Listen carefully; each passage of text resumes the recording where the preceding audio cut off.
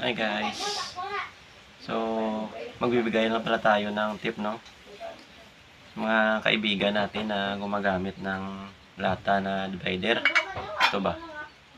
Kasi yung iba, iniinit pa nila to para mapasok yung lata. So, ngayon, ginawa natin ng paraan. Ito lang gawin nyo guys, kasi ito. Ganito yun eh. Ganito to. Diba na? Putulin nyo to yung dulo dito. Tapos, iwaan nyo ng yan. Guntingin nyo. Meron kayong gunting. Para kahit hindi nyo initin, madali lang siya papasok sa size 2 na tubo.